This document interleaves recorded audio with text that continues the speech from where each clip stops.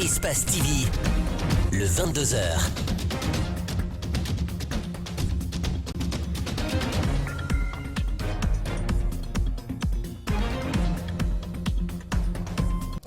Mesdames et messieurs, merci de votre fidélité au groupe Adafo Média. Il est 22h et c'est l'heure de la grande édition d'information sur Espace TV.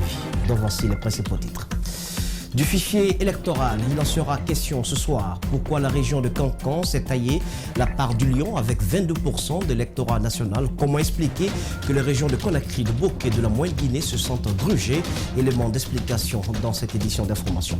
Et puis, si vous êtes un lève-tôt, vous avez dû les croiser, ces braves femmes commerçantes qui bravent l'obscurité et le froid pour rallier les marchés de la capitale. Quand on leur parle de politique et de présidentielle, elles ont la tête ailleurs.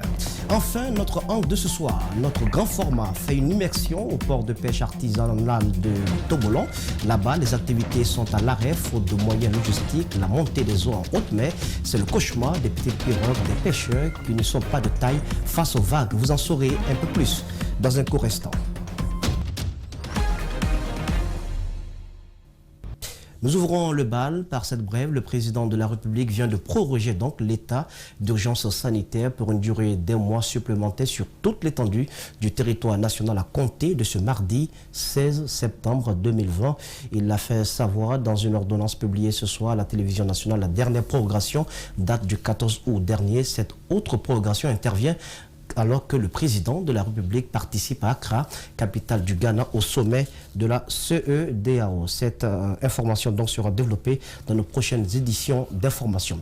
La Commission électorale nationale indépendante a procédé ce lundi à la publication des statistiques finales du fichier électoral à CENI. La région administrative de Kankan, bastion du parti au pouvoir, regorge le plus grand nombre d'électeurs, plus d'1 million, soit 22% du corps électoral. En revanche, les zones réputées proches de l'opposition enregistrent une baisse de leur population électorale. L'organe en charge de la gestion des élections justifie l'accroissement de la population électorale par endroit du fait de la mobilité de la population face aux difficultés économiques, notamment le chômage. Commentaire, Mamadou Boy Diallo.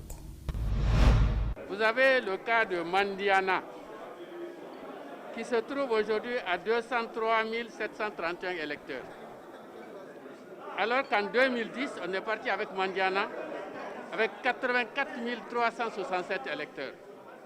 Donc en 10 ans, vous avez Mandiana qui progresse de 141,50%. Il faut qu'on nous dise d'où viennent les électeurs là. Aliou Condé, vice-président de l'UFDG, ne pouvait être plus clair. Il conteste les statistiques du fichier électoral ACENI, publié par la CENI, en fondant son argumentaire sur le cas précis de la préfecture de Mandiana, qui compte aujourd'hui 203 737 électeurs contre 84 367 en 2010, soit une nette progression de 141,50%. Selon la CENI, la région administrative de Kankan compte à date le plus grand nombre d'électeurs, passant de 370 570 électeurs en 2015 à 1 173 421 en 2020, soit 22% du corps électoral.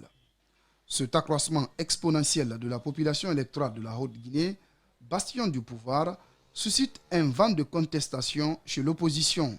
La capitale Conakry enregistre une nette progression de sa population électorale, passant de 219 466 électeurs en 2015 à 1 016 848 en 2020, soit 19% du corps électoral. La région de Zérékoré affiche 779 977 électeurs, soit 14% du corps électoral. En revanche, les chiffres publiés par la CENI indiquent une baisse du corps électoral dans les fiefs de l'opposition.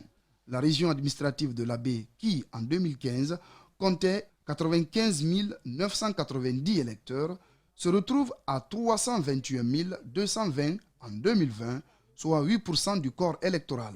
La région de Mamon, 66 538 électeurs en 2015 contre 321 220 en 2020, 6% du corps électoral.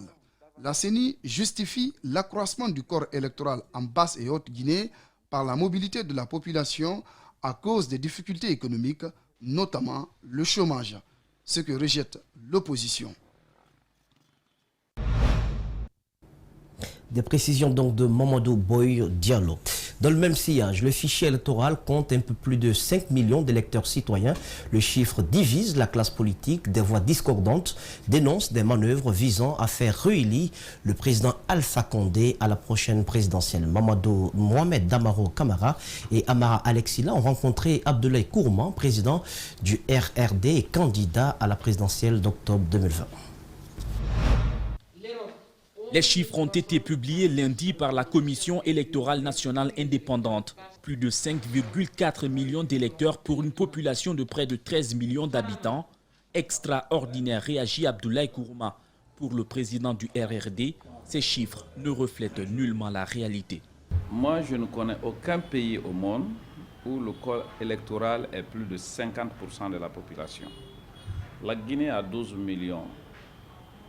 Comme population. Si on nous dit qu'il y a 5 millions d'électeurs, déjà c'est une grosse erreur.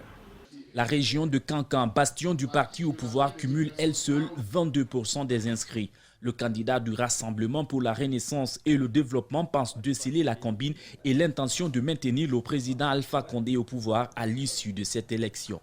Il n'y a pas d'autre explication. La raison, c'est de maintenir Alpha au pouvoir. Il n'y a pas d'explication par rapport à ça. C'est la seule raison.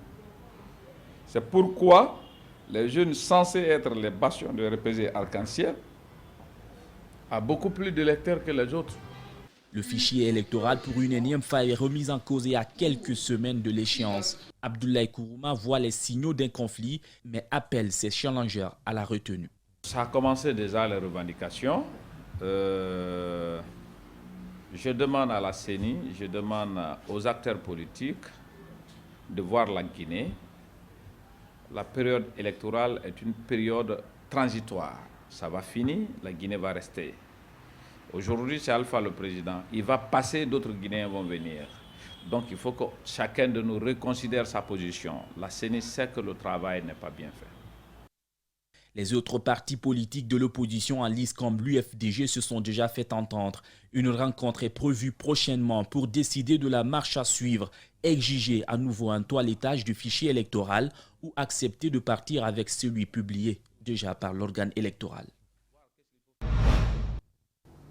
Au moment donc où l'opposition politique est dans la contestation, le parti au pouvoir, la mouvance présidentielle, occupe le terrain politique. Tenez, un mouvement dénommé Won Alpha Danrou. C'est le nom donc de ce mouvement de soutien aux actions du chef de l'État qui vient de voir le jour à Kamsa.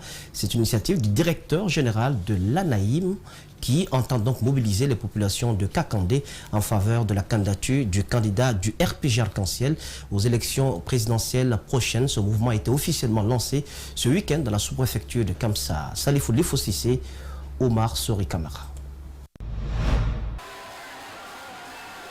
Ce samedi, la population de Kakandé a tenu à magnifier son adhésion aux idéaux du chef de l'État à travers le mouvement Won Alpha Danrou. Ces responsables ont d'abord tenu un meeting au nom de l'Agence nationale de l'aménagement des infrastructures minières, ANAIM, pour mettre en évidence les actions du président de la République, professeur Alpha Condé. Ce mouvement, c'est pour prouver à la population de Kamsa tous les acquis que le président Alpha Condé a apportés à la Guinée. Parce que c'est très bien beau de critiquer, mais le travail qui a été fait, il faut le mettre à la disposition du peuple pour que le peuple sache qu'est-ce que le président Alpha Condé a fait. Au dire de la présidente du mouvement Won Alpha Danrou, l'ANAIM a réalisé plusieurs infrastructures de base dans la région de Boké. La construction d'un hôpital communautaire d'une grande capacité. L'extension de l'hôpital ANAIM afin d'augmenter sa capacité d'accueil. La modernisation du port de Kansar avec équipement de la nouvelle génération. La rénovation et l'équipement du siège de la coordination ANAIM à Kansar, qui depuis 1973 n'avait pas bénéficié. Le coordinateur régional du RPG Arc-en-Ciel à Boké a dans son discours invité la population de Boké à resserrer les rangs derrière le candidat du RPG Arc-en-Ciel pour renforcer d'utile la quiétude sociale dans cette cité minière. Élection Loré, Alpha Dangebe, 3 coups KO. Cette fois-ci, c'est 3 coups KO à Kamsa. Les jeunes et les femmes, donnons-nous la main pour la victoire du président Alpha Condé à Boké. La construction d'un centre de hostanding et d'une case de veille pour les sages de Kamsar, l'équipement de la maison des jeunes, la construction des duplex au titre des logements pour les travailleurs de la CBZ et de l'ANAIM, la fourniture de l'électricité à Kwalabi sont entre autres les efforts consentis par l'ANAIM dans la préfecture de Boké. Selon les responsables de ce mouvement, ces efforts montrent à suffisance que le président Alpha Condé doit achever ses œuvres en Guinée, comme le dit Aboubakar Marissa Kamara, Walou, Rarawali Renon. Voilà, c'était donc Salifou Lifo Sissé. Réunis autour du maire de la commune de Matoto, des jeunes de cette commune ont organisé une cérémonie de soutien au chef de l'État en prélude donc à la présidentielle du 18 octobre 2020. C'est le ministre secrétaire général du gouvernement qui a présidé ce meeting du mouvement La Victoire d'Alpha Condé.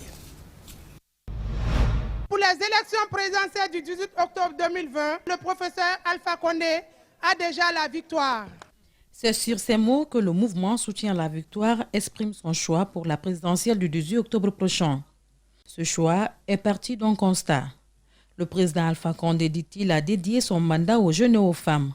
Dans tous les domaines économiques, sociaux, culturels et diplomatiques, etc. Les immenses efforts dans la lutte contre les différentes maladies et autres pandémies, VIH-Sida, Ebola et Covid-19, le paludisme, etc. Que Dieu soit remercié de nous avoir donné le président Alpha Condé, car en une décennie, il a réalisé des œuvres que beaucoup pensaient irréalisables. Cette cérémonie a connu la mobilisation des femmes et des cadres du gouvernement. Pour Lansana Komara, le soutien, c'est maintenant et jusqu'au jour de l'élection. Nous avons espoir aussi qu'il y aura une écrasante majorité de la population qui va rentrer en possession de ces cartes. Dans ces conditions, le vote est assuré parce qu'il n'est pas permis de voter sans carte d'électeur. Mohamed Batos Kamara, maire de Matoto, comprend les soutiens en faveur du président Alpha Condé. Il compte œuvrer à la mobilisation jusque dans les urnes. Matoto d'hier et Matoto aujourd'hui, il y a une grande différence parce que les responsables, les citoyens ont accepté de porter haut leur maire au niveau de leur commune. Mais il ne s'agit pas de vous montrer ces marées humaines. Mais nous allons vous matérialiser le jour du vote.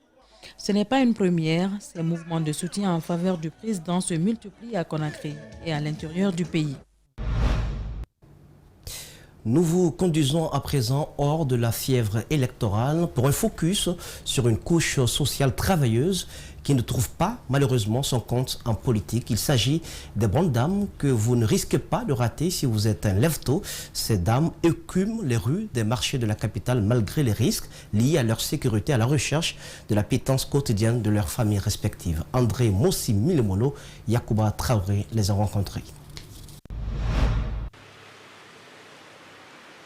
Il est 4 heures du matin. Comme d'habitude, les femmes rallient le grand marché de Matoto pour écouler leurs marchandises. Ici, la politique n'est pas à l'ordre du jour. Ces femmes sont informées des élections à venir, mais la plupart d'entre elles n'iront pas voter. Elles estiment que les difficultés n'ont jamais été résolues par le pouvoir en place.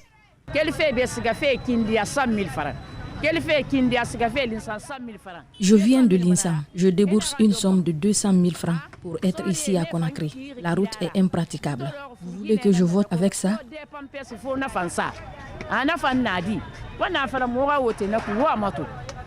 Pourtant, les femmes de Guinée auraient récemment payé la caution du président Alpha Condé en guise de reconnaissance pour son travail à l'égard des femmes.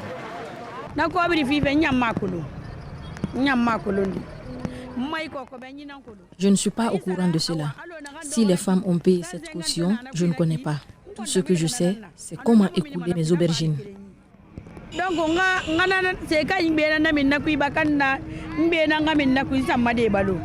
Ces femmes demandent tout de même au président Alpha Condé de leur venir en aide.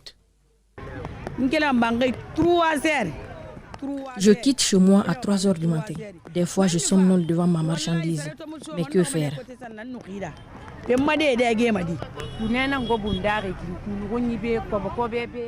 demandons de l'aide au gouvernement car nous, les femmes, nous souffrons énormément.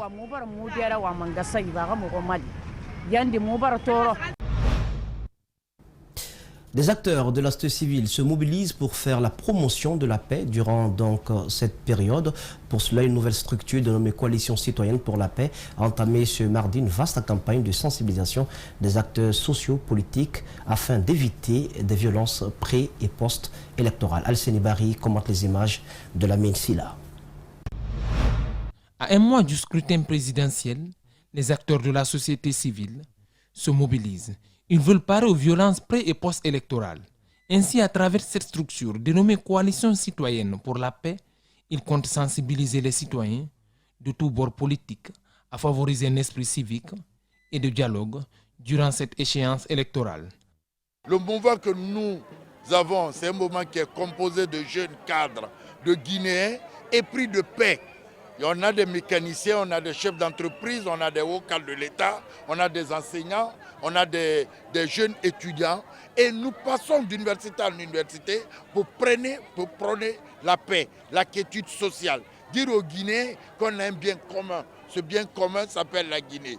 Et aujourd'hui, à la veille de ces élections, nous nous remettons encore sur nos chevaux de bataille pour aller envers cette même population, sensibiliser, prôner, dire aux gens que la Guinée doit se mettre avant tout. Il faut qu'on comprenne que la Guinée est l'élément central qui nous réunit tous. Ces acteurs ont démarré une caravane ce mardi qui a sillonné la commune de Kaloum pour sensibiliser non seulement sur la paix, mais aussi sur la Covid-19. Nous avons pu être en contact avec la population où nous avons distribué des bavettes et nous avons vu l'intérêt que les gens accordent encore aux masques. Il y avait des gens de toutes catégories, des femmes, des hommes, des jeunes, des moins jeunes, qui sont venus chercher des bavettes. Et ça nous a beaucoup marqué. Ça veut dire que les gens ont conscience du fait qu'on vit dans une période de pandémie. Moi et mes camarades de la coalition citoyenne, nous sommes déterminés à aller rencontrer les gens parce que nous savons que les Guinéens ont toujours connu la paix et ils feront tout pour préserver cette paix-là. Ces activistes rassurent qu'ils n'ont aucun lien avec les mouvements de soutien au président de la République. Certainement l'une des conséquences des dispositions de la toute nouvelle constitution. Le Conseil économique et social change de nom. Il s'appellera désormais le Conseil économique, social, environnemental et culturel. L'annonce a été faite ce mardi à Conakry à l'occasion de l'ouverture de la deuxième session ordinaire de l'institution qui va prendre fin le 17 novembre prochain.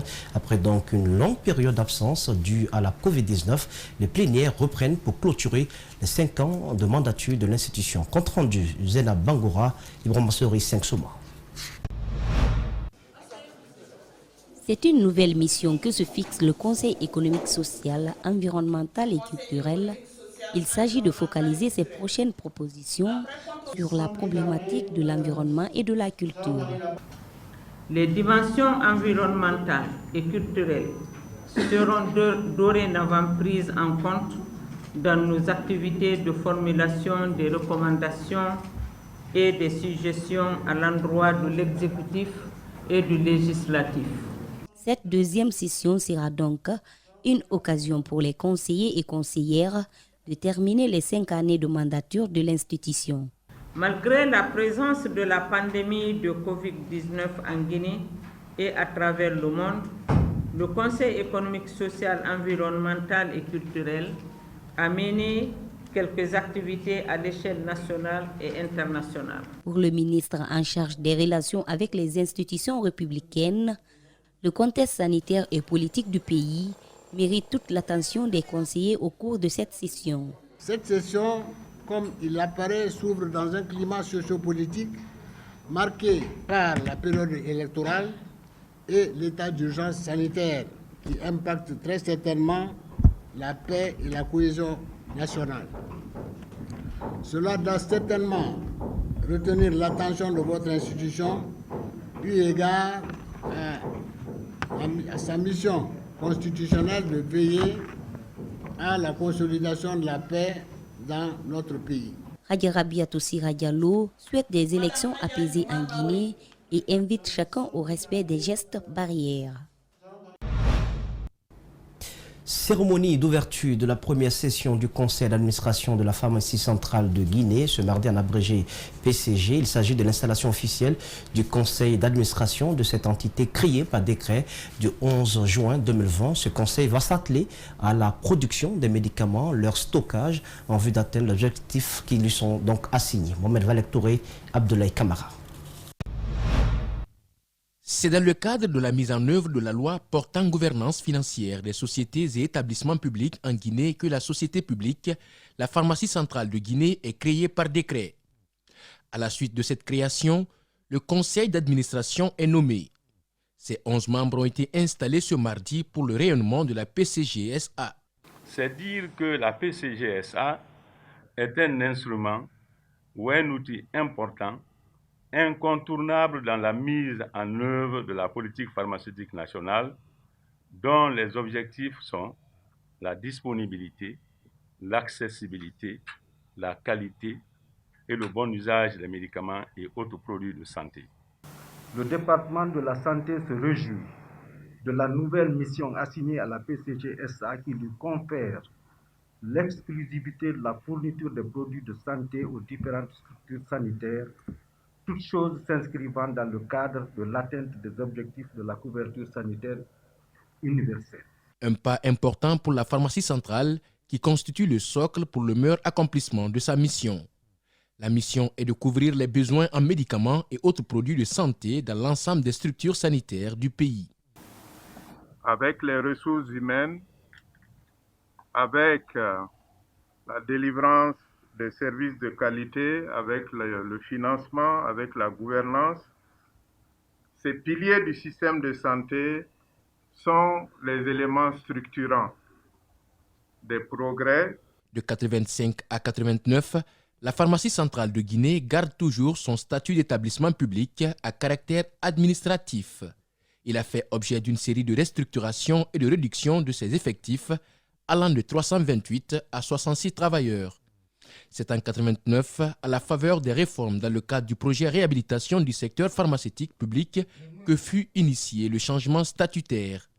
Les cadres veulent reprendre les acquis laissés par leurs prédécesseurs, produire et reconditionner les médicaments pour les populations. Aujourd'hui, Monsieur le Président de la République, le professeur Alpha Condé, a bien voulu redonner à la centrale toute sa dimension et toute sa valeur.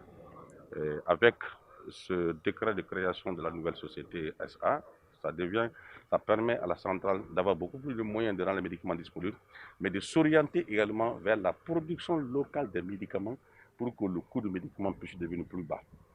Les points de vente publics seront créés pour fournir les médicaments aux populations.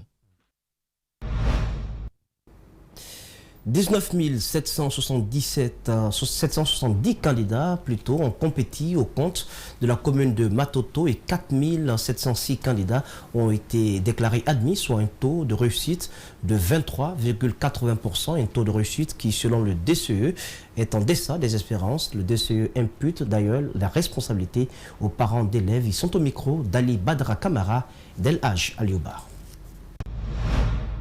Le nombre de correcteurs au BEPC a été réduit et des cas de démission ont été enregistrés. Toutefois, on avait 63 correcteurs par sous-commission. Cette année, il était seulement 13 correcteurs par matière, une situation qui pourrait bien expliquer la baisse du taux de réussite selon certains responsables d'écoles privées. Aujourd'hui, la sous-commission Histoire n'avait que 13 correcteurs. Vous voyez, au fur et à mesure qu'on avance, le nombre de candidats augmente. Au lieu d'augmenter le nombre de correcteurs, on réduit ce nombre-là. 13 correcteurs pour corriger toutes les copies d'histoire de Conakry. Je pense que quelle que soit leur lucidité, ils ne pourront pas réellement corriger comme il le faut. Aboubakar Titi Kamara, l'une des écoles privées de Matoto, a présenté 72 candidats. 48 ont été déclarés admis, soit un pourcentage de 66,67%. Son administrateur général déplore le taux d'échec sur le plan national. Les facteurs liés à la crise sanitaire et les troubles sociaux n'ont pas été selon lui pris en compte. L'État n'a pas tenu compte de comment est-ce que nous avons traversé l'année? D'abord, il y a eu beaucoup de perturbations dues aux différentes grèves organisées par le SLEG, mais aussi il y a eu cette sale maladie qui n'est autre que le coronavirus. Le directeur communal de l'éducation de Matoto situe les responsabilités de cet échec en ces termes. On voudrait, ça mérite que son enfant passe en classe supérieure. On est dans le domaine de l'affection. Mais vous savez que votre enfant doit faire une compétition. Et devant cette compétition, pour qu'il mérite très bien, vous prenez tous les jeux pour appuyer pour qu'il le soit. Tu es dans le domaine de l'affectivité. Donc, distinguer l'affectivité de l'affection doit permettre à chacun de comprendre également les résultats de cette année. Au collège Zimbaya aussi, le résultat n'est pas satisfaisant. Sur les 456 candidats présentés, 53 sont admis au lycée. Les futurs candidats sont avertis. Ils comptent multiplier les efforts pour changer de tenue. Moi, en tant qu'un élève de la 9e année, ça me prévient de me préparer pour la 10e année. Comme futur candidat du BPC l'année prochaine, je conseille à tous mes amis de réviser, d'apprendre leurs leçons. Le taux de réussite est de 35,59% au BEPC saison 2020. Un recul par rapport à l'année dernière, qui avait enregistré 44,41%. Immersion à présent au port de pêche artisanal de Tobolon, c'est dans Dubreka. Là-bas, les activités sont à l'arrêt, faute de moyens logistiques à cause de la montée des eaux. Les petites pirogues des pêcheurs sont éprouvées donc par les grosses vagues. Conséquence, des familles sont sans revenus, elles vivent dans la misère. Vous allez le découvrir dans ce reportage grand format, Notre angle, que nous signe Mamadou Boulere Diallo, Ibrahima Dekosouma.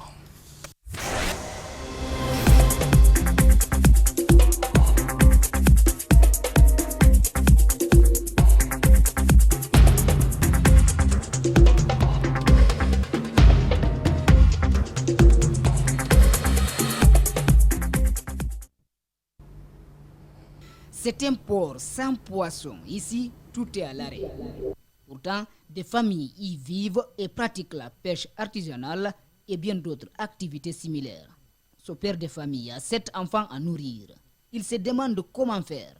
Confronté au problème de dépenses journalières, il vient ici chaque jour pour voir le niveau d'eau. Et aujourd'hui, il pouvait aller à la pêche, mais son petit moteur est devenu trop vieux pour voyager en haute mer au risque de s'exposer aux accidents qui sont fréquents. Il va rentrer bredouille en famille.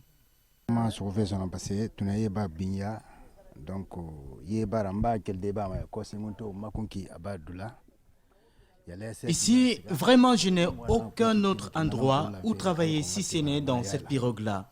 J'y gagne ma vie, je ne serai donc rien si les activités cessent. Le moteur que j'utilise est ancien. Il ne peut plus tenir sur la mer, surtout quand il y a des crues, à moins de vouloir sacrifier sa vie. On ne peut pas travailler avec ce vieil engin quand le niveau de l'eau croît. Avec une pirogue en bon état, on arriverait à s'en sortir. Mais à présent, mes filets de pêche sont déchirés par le tas de déchets qui regorgent les eaux. On se débrouille ainsi.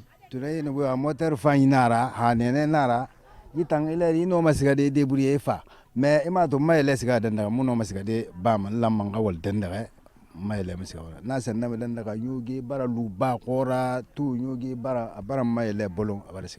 Au-delà de la montée des eaux, ce pêcheur artisanal se plaint de la vétusté de son matériel de travail. Il vient de perdre ses filets de pêche. Cette perte l'inquiète, mais aussi les dégâts qu'ils peuvent causer sous les eaux hantent son esprit. Parce que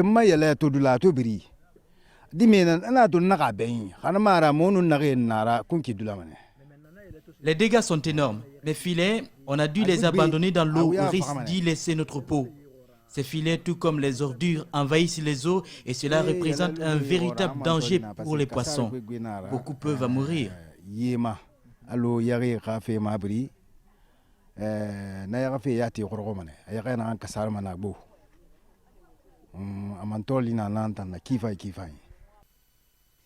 Le danger est perceptible car ce pêcheur avoue que malgré la précarité de ses outils de travail, sa sécurité n'est pas assurée. Il le dit clairement, le port de pêche de Tobolon est abandonné par les autorités. Même les campagnes de distribution des gilets de sauvetage n'ont pas touché le coin. Gilet munabe, ima toko ye manton foi siga hali yati wota mastombe, foi siga makiti siga sasara ma ton siga nan sasara ma dimme birimbe monu nagi siga mbama. Il n'y a pas de gilet de sauvetage ici.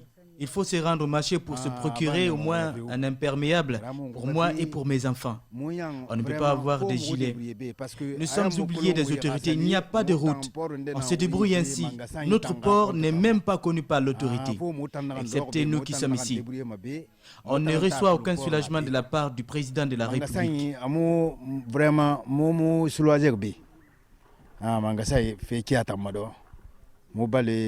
Les conséquences de l'arrêt momentané des activités dans ce débarcadère fait aussi des victimes collatérales.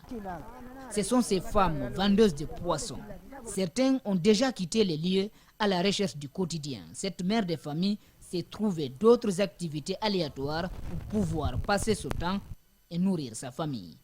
Pour nous nourrir, nous nous rendons au kilomètre 36 afin d'acheter des maniocs que nous faisons bouillir ou griller pour vendre. C'est dans ces conditions que nous nous nourrissons ici. Nous n'avons rien. Cette autre avait essayé de continuer son commerce de poissons. Elle se le procure dans d'autres débarcadères. Mais elle dit avoir perdu toute son économie. On ne peut aller nulle part. Le marché est très cher. Il n'en résulte que de pertes. C'est ainsi qu'on prend notre mal en patience jusqu'à la fin de la saison pluvieuse pour aussi se contenter des petits poissons qu'on parvient à pêcher ici. Notre nourriture en dépend. Ce menuisier spécialisé dans la fabrication de pirogues vit la même galère que les pêcheurs et vendeuses de poissons. Il ne peut pas aller chercher la matière première et fabriquer des pirogues qu'il ne peut trouver qu'à des kilomètres dans la haute mer. Et même s'il pouvait, aucune commande de pirogue n'est possible quand il n'y a pas de pêche. Nous ne trouvons plus de planches pour travailler. Nous passons toute la journée désœuvrés. Comment pouvons-nous trouver à manger s'il n'y a pas de demande? Car la réparation des anciennes pirogues ne nous rapporte rien. Or, nous sommes des pères de famille. Donc, s'il n'y a pas de nouvelles pirogues à confectionner, rien ne marchera. Ces sacs de nourriture de volaille et ces boirons attendent aussi d'éventuels acheteurs qui tardent à venir. Cette femme trouve un seul coupable dans cette situation. C'est l'état puté de la route. C'est la route qui nous cause des difficultés ici. Elle est impraticable. Nous souffrons énormément. Nous sollicitons votre secours. Autrement, c'est le désastre pour nous. Même quand les activités vont reprendre, ces hommes et femmes seront toujours dans des difficultés. La réparation de cette route d'environ 3 km est plus que nécessaire, martèle le chef de quartier de Tobolon. Voilà, terminons cette édition d'information par ces séances de prière organisées dans la commune de Kaloum par quelques femmes avec le soutien du ministre Moustapha Naïté. Cet élément est signé Ouminatou Sidibé Abdoulaye Kamara. Cette cérémonie de lecture du Saint-Coran, initiée par le ministre des Travaux publics, s'inscrit dans le cadre de la réconciliation, du maintien de la quiétude sociale et de la consolidation du tissu social en Guinée. Dans chaque mosquée de Kaloum, des prières pour la paix et la concorde nationale ont été faites afin que l'élection présidentielle du 18 octobre se passe dans de bonnes conditions. Aujourd'hui, on a fait des sacrifices, il y a les imams qui sont là, il y a tous les habitants de Al-Mamia 1 et Al-Mamia 2 qui sont présents et tout le monde est satisfait. Donc nous le rendons grâce et nous le remercions très très sincèrement. Et je pense qu'avec cette continuité, les 13 quartiers qui ont répondu à cet appel sont prêts vraiment à se battre pour lui. Les participants à cette prière ont exprimé leur satisfaction pour la matérialisation de l'idée de ces femmes de Kaloum et sollicitent la multiplication d'une telle action dans le pays. Merci tout d'abord, je dois remercier vraiment les femmes de Kaloum qui ont pris cette belle initiative. Encore, de remercier notre frère, notre ami, ministre Moustapha Naïti, pour le soutien, tout ce qu'il a ménagé comme effort pour que tous les quartiers de Kaloum aient aujourd'hui un bœuf et 10 sacs de riz pour l'organisation de cette lecture. Lors de cette cérémonie de lecture du Saint-Coran, les fidèles musulmans ont aussi imploré le Tout-Puissant Allah afin de bouter le coronavirus hors de la Guinée.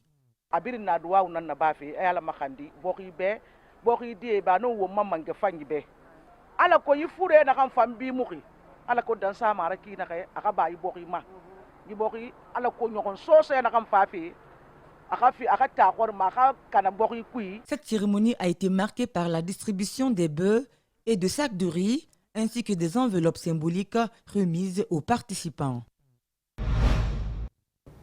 Voilà donc, mesdames et messieurs, comment nous nous quittons au compte de cette édition d'information. Merci de l'avoir suivi. Les programmes se poursuivent sur Espace TV, la télé de notre planète. Bonsoir.